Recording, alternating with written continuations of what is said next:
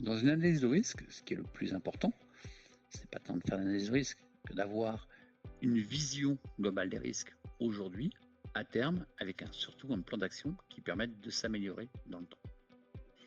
L'atelier 5, qui est l'atelier de traitement de risque, comporte d'abord une synthèse qui s'appelle l'évaluation des risques. L'évaluation des risques, en fait, est issue de la vraisemblance. Cette vraisemblance, on l'avait calculée au niveau de l'atelier 4.2, qui était évaluer la vraisemblance des scénarios opérationnels. Et nous avons la gravité.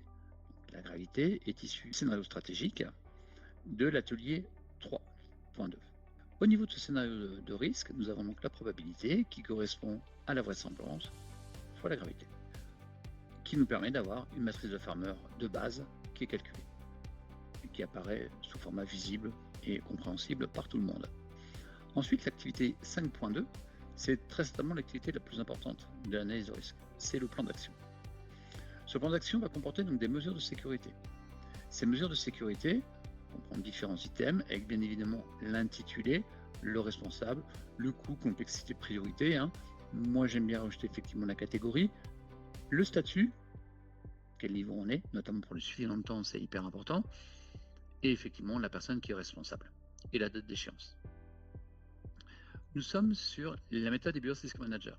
Ainsi, une mesure de sécurité peut être évaluée directement depuis l'atelier 1.4, où on avait déterminé le socle de sécurité.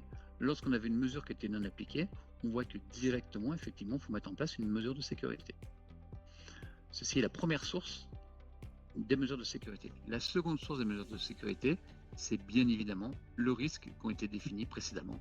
Donc on a là le risque associé. Et donc juste avant, nous avons l'exigence associée, atelier 1.4. Et ici, risque associé, on va plutôt dire le 5.1. Une fois que nous avons déterminé ces mesures de sécurité, il faut qu'on prenne aussi en compte les mesures de sécurité de l'écosystème. Je ne sais pas si vous vous souvenez, mais les mesures de sécurité de l'écosystème proviennent en fait de l'atelier 3.3. Ainsi, dans nos risques résiduels que nous allons avoir à calculer, nous allons mettre en œuvre et en perspective les mesures de sécurité et les mesures de sécurité de l'écosystème.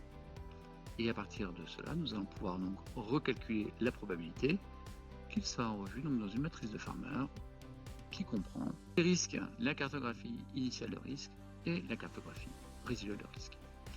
Bien évidemment, nous avons terminé cet item qui est la première mise à jour ou peut-être déjà une réévaluation. Nous allons donc avoir maintenant l'activité 5.3 qui est le cadre de suivi des risques qui va permettre de mettre à jour l'activité 5.2 et notamment les mesures de sécurité.